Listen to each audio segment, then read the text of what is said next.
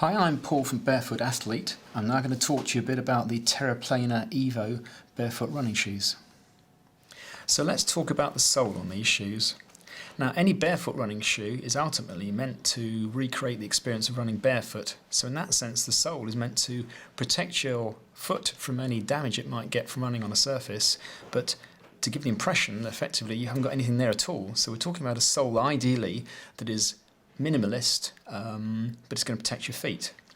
Now, the sole on the Evo is 3mm deep all the way across. So we've got no raising of the heel, so we've got what's referred to as a zero heel to toe differential. As I say, it's 3mm thick, and within that there's a very thin layer of a material that Terra Plana called Duratec, but that's effectively a Kevlar-like material that's puncture resistant. But despite the fact that the shoes are going to protect you from any puncturing, they're extremely flexible. So you can roll them up like this, and therefore they're designed to give you very, very good feedback into your feet of understanding what sort of surface you're running on, which is what barefoot running shoes are all about.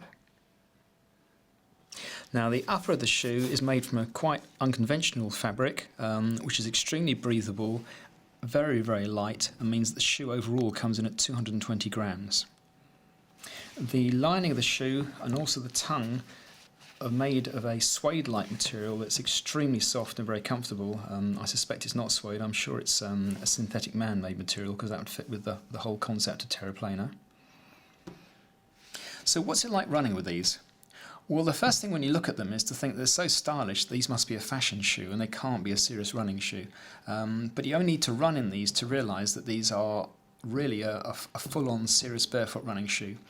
For a start, there's no question you're going to heel strike in these. If you try to heel strike, you immediately find, because there's no cushioning at the back, they're going to be uncomfortable. So they force you to forefoot strike and become a barefoot runner.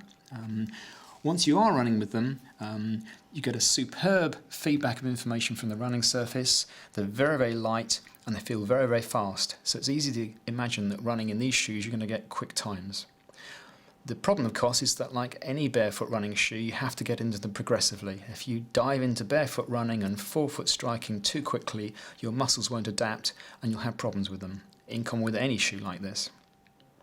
Now, the shoe I have in front of me is referred to as a mesh shoe. So this would be called a yellow mesh Evo, and some people might refer to it as an Evo 1.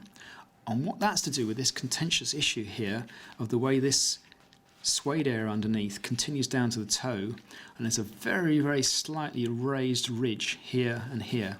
When I say slightly, it's almost imperceptible, but a very, very small number of people, 1 in 20 at the absolute most, actually have a problem with abrasion of their toes around here, and they have a problem with blisters. Now, Terra Plana are aware of that, and as a result of that, they've developed another shoe, which I'm going to show you in a second, which addresses that issue. But for most people, they're going to be completely happy running with this shoe, but there are some people who will have a problem with those, and if that's the case, certainly if we sold someone this shoe and they had a problem with blisters, either we'd give them a refund or we'd offer them the shoe that I'm going to show you in a second. So what I have in front of me is what some people would refer to as an Evo 2. The sole is absolutely identical to the other shoe. Everything about the design looks identical. The differences are that this material here is now referred to as a nylon Evo rather than a mesh Evo. Although it looks very similar, it's slightly different. But more importantly, as I'll show you in a second, there is no piece of cloth going down here that can cause abrasion. Now, if we go back to the Evo 1, you'll see that the material has no lining at all. And bring attention to that, you can see the fact that it's almost translucent. And if I put my finger here, you can actually see my finger through it. Now, on the Evo 2, you'll notice that the entire shoe has a thin lining. And what that means is that lining continues throughout the entire shoe and goes continuously under the entire toe area. So what with this shoe we have is a situation where there is no raised ridge, and therefore no issue about some people possibly having problems with rubbing on their toes and causing blisters. Now, the majority of stock that Terra Plana have made is this Evo 1. But what we have to make clear is if anybody buys a pair of Evo 1s from us and they don't like them, then we'll provide them with a pair of Evo 2s in order to solve any blister problems. But If you don't have the blister problems, you're going to be perfectly happy with this.